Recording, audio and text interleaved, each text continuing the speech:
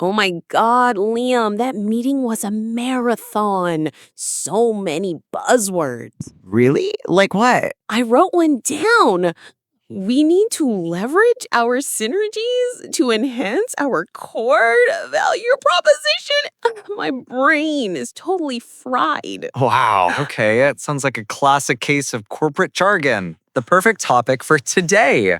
Exactly. It inspired me. Hello, everyone, and welcome to Learn Speak English Fast. I'm Luna. And I'm Liam. Today we are decoding the language of the office. We're not going to teach you boring jargon. We're giving you useful, real-world words and phrases you can actually use at work. Words that will make you sound professional, clear, and confident. In this episode, you'll learn what it really means when your boss asks for the action items from a meeting. You'll learn how to politely say you're too busy using the word bandwidth. And what it means to circle back on something. So stay with us.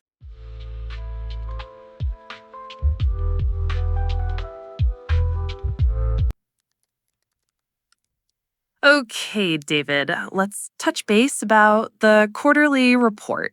Sure thing, Maya. So, what are the next steps? Well, the final deadline is the 30th of this month.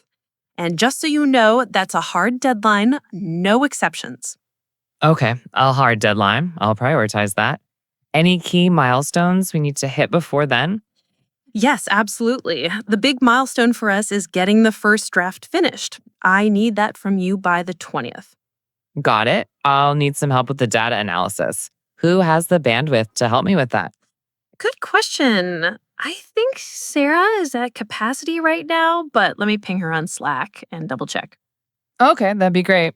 So, just to be clear, what are the main takeaways from this conversation? Oh, it's simple. There is one key action item for you. Get me that draft by the 20th. We can circle back on the rest tomorrow morning. Sounds like a plan. I'll get on it ASAP. Back in the studio. Ping her. I love that. It's like we're summaries in an office. It's such a common phrase now, isn't it? That scene was absolutely packed with great vocabulary. It really was. Let's unpack it. The first one was touch base. It sounds like we're playing baseball. A little bit. To touch base just means to talk to someone for a short time to get an update or make a quick connection. It's a very common informal way to say, let's talk briefly. Okay, easy enough. Then Maya mentioned a hard deadline. Right. A deadline is the final day or time when something must be finished. But when you add the word hard to it, a hard deadline, it means it is absolutely fixed and cannot be changed. It's very serious. I've got it. No excuses. And before the deadline, they had a milestone. Yes, a milestone is an important point or stage in the progress of a project. It's not the final end, but a significant achievement along the way. So finishing the draft by the 20th was their first big milestone. Makes sense. Okay, let's talk about my favorite, bandwidth. Ah, yes. In the office, bandwidth is your capacity to do work, your available time, energy, and ability. If you say, I don't have the bandwidth, it's a professional way to say I'm too busy or I can't take on any more work. It sounds much better than just saying, no, I'm busy. And the opposite was when she said Sarah was at capacity. Exactly. Being at capacity means you are completely full. You cannot accept any more work. Your bandwidth is 0. Right. Then Maya says she would ping Sarah. You don't need a submarine for that. No, to ping someone means you send them a quick digital message, usually on an instant messaging platform like Slack, Microsoft Teams, or Google Chat. It comes from the sound a computer used to make. Okay, that's useful. Then David asked for the key takeaways. Yes, key takeaways are the most important ideas or main points that you should remember from a meeting, presentation, or discussion. It's like asking, what's the summary? And the answer was just one action item. This is a big one. It sounds so official. It is. An action item is a specific defined task that needs to be done, usually assigned to a specific person after a meeting. It's an item on your to-do list that requires action. Oh my God, I'm going to start calling my grocery list my action items. Okay, last one from the scene. To circle back. To circle back to something means to discuss it again or return to a topic at a later time. It's a very polite way to delay a conversation. It's a secret code for great question, but let's not talk about that right now. Often, yes. All right, are you ready to use some of these in another role play? I was born ready, Liv. Okay, this time I'll be the manager and you, Luna, are my ambitious employee. We're having a quick performance review. Ready? Ready? Hi, Luna. Thanks for meeting with me. I just wanted to give you some feedback on the project you just led. Of course. I'm eager to hear your thoughts. I hope the deliverables were what you expected. The final deliverable was excellent. Really fantastic work. You demonstrated a lot of ownership on this, which was great to see. Thank you. I appreciate that feedback. One area for improvement. Let's try to be a bit more proactive in flagging any potential roadblocks. You hit a small problem last week, but I only heard about it after you had solved it. That's a fair point. I'll make proactive communication a new learning objective for myself. How about I set up a weekly check-in call with you on this new project? That's a great initiative. That's exactly what I'm looking for.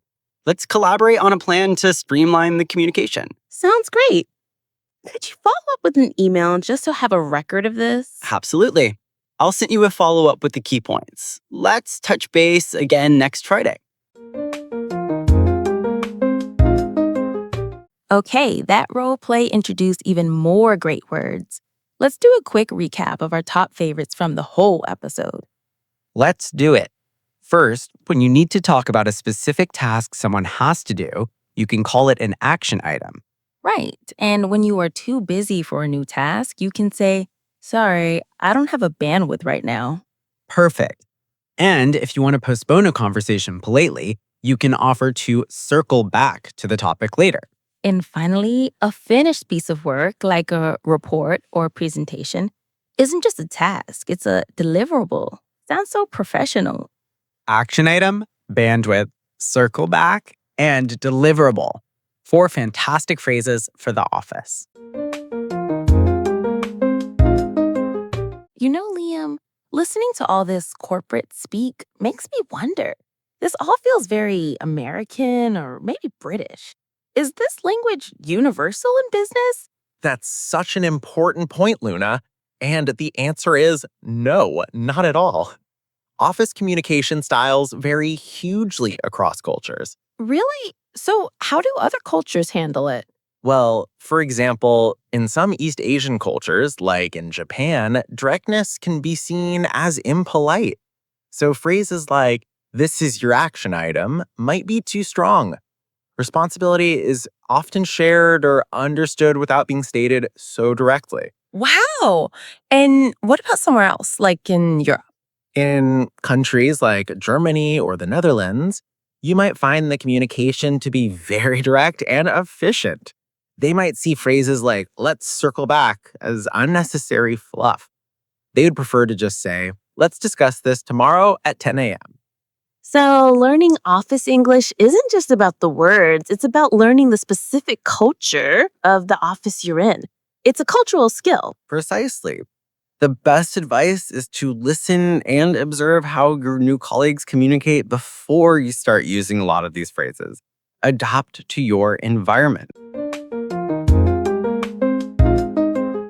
And that is our crash course in modern office English. We hope these words and phrases give you a confidence boost in your next meeting. And now we have a question for you, our amazing listeners. What is the funniest or most confusing business word or phrase you have heard at your job? It can be in English or your own language. Tell us in the comments. We would absolutely love to read your synergies and value propositions. Thank you for joining us on Learn Speak English Fast. Join us next time when we talk about how to make small talk at parties without being awkward. It's a must listen.